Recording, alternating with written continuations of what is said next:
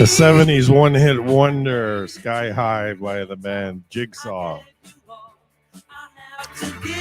I can only listen to this song for a minute because it gets extremely repetitive for the second half, and so much so that it becomes annoying. It's too bad. Promising song that just lost its way. Yeah. So that's the part they repeat forever and ever at the end. So, welcome to my channel, Hockey Books and Storytellers, for Monday, August 21st. We're really cruising along, man. Time is just flying by. Today's video is brought to you by a sponsor. Actually, not a sponsor. She's paying me in cookies. So, Brookie's Cookies.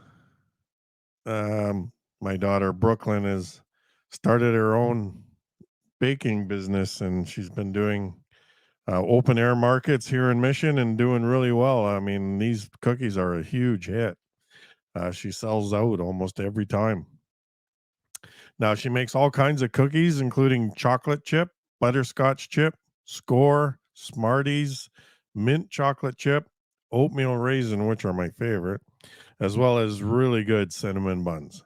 And she does all sorts of other stuff too, and she's been doing really well with it. And check out her Instagram page, and if you are so inclined, you can order some baked goods from her. I'm sure she would love to start up the oven and do some baking for you. So $5 for one box and $9 for two boxes. So it's a bargain at twice the price. So check out her Instagram page. Now, the reason I brought you Sky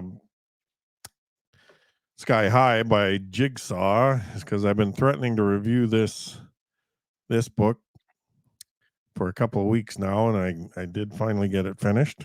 The blurb says, among other things, a serial killer and his copycat are locked in a violent game of cat and mouse, and can Detective Inspector Angelica Henley stop them before it's too late?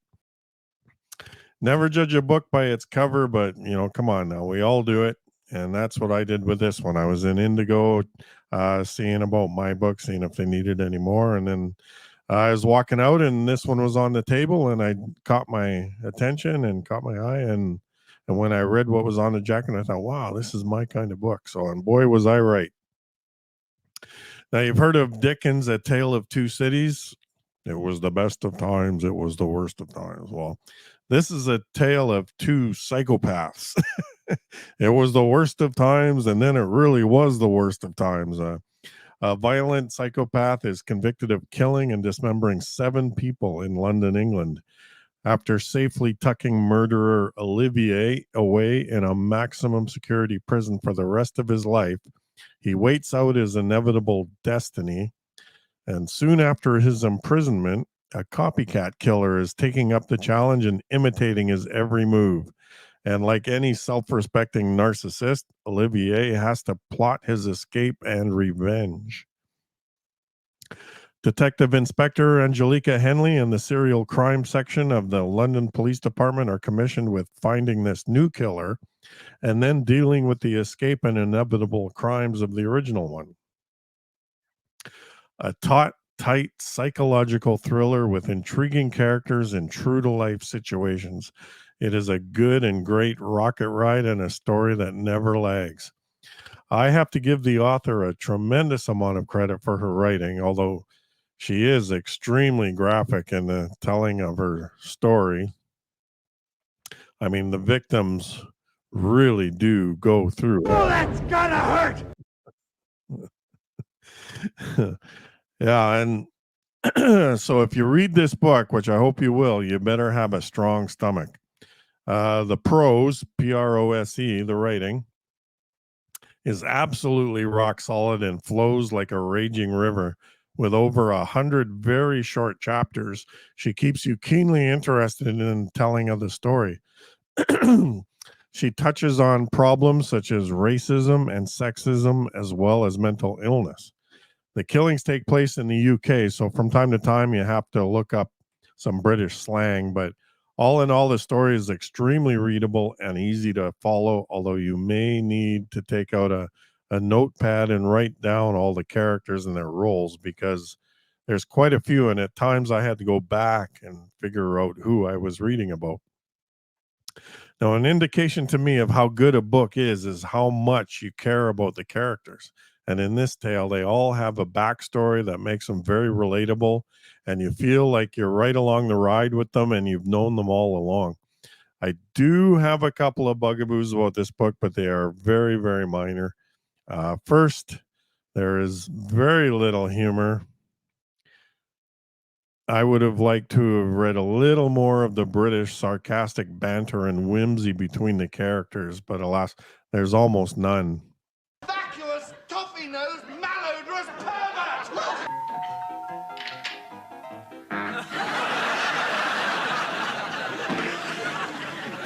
pervert! British humor at its finest. Um, Second, there is a plot hole, small one. Now, when I'm watching a movie, I can turn my brain off, and generally, I don't notice when there's a glaring hole in the story. But books are different. I notice these things, and they kind of grate at me, and they make me go, "What?" And then I won't give it away here. It's very small, and I may be the only one that has a problem with it. So if you read the book, we'll talk about it, and I'll tell you what my problem is with it. So, and third, uh, the main character is just put through a meat grinder. I mean, it really isn't fair the amount of turmoil that this one person has to go through, and she gets through it, and she's tough and strong and smart, but really, I mean, I thought the main character in The Martian had a lot to go to go through, but this one, she is just put through the paces like you wouldn't believe. So all in all, an exciting page turner that you won't be able to put down.